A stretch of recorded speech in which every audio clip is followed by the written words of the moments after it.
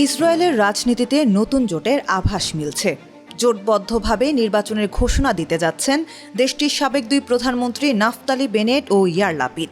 কাতার ভিত্তিক সংবাদ মাধ্যম আল জাজিরা জানিয়েছে, ২৬ এপ্রিল এক বিবৃতিতে এই যৌথ উদ্যোগের কথা জানায় বেনেটের কার্যালয়। বিবৃতিতে বলা হয়, লাপিদের নেতৃত্বাধীন ইয়াশ আতিদ পার্টি এবং বেনেটের নতুন রাজনৈতিক প্ল্যাটফর্ম বেনেট 2026 পার্টিকে একীভূত করে একক দল গঠন করা হবে। নতুন এই দলের নেতৃত্বে থাকবেন নাফতালি বেনেট।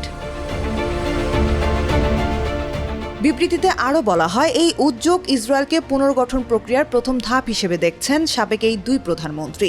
সংস্কারপন্থী জোট গঠন এবং অভ্যন্তরীণ দ্বন্দ্ব কমিয়ে আসন্ন নির্বাচনে বড় জয়ের লক্ষ্যে কাজ করছেন তারা। রাজনৈতিক বিশ্লেষকদের মতে এই পদক্ষেপ কেবল একটি নির্বাচনী জোট নয়, বরং এটি বিরোধী রাজনীতি পুনর্গঠনের চেষ্টা। বর্তমান প্রধানমন্ত্রী বেনিয়ামিন নেতানিয়াহু নেতৃত্বাধীন সরকারের বিরুদ্ধে শক্তিশালী প্রতিদ্বন্দ্বিতা গড়ে তুলতেই এই ঐক্যের প্রচেষ্টা।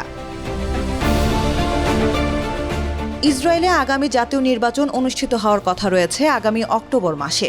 সেই নির্বাচনকে সামনে রেখে বিরোধী দলের এই নতুন সমন্বয় ইসরায়েলের ভবিষ্যৎ রাজনৈতিক সমীকরণে গুরুত্বপূর্ণ প্রভাব ফেলতে পারে বলেই মনে করছেন বিশ্লেষকরা।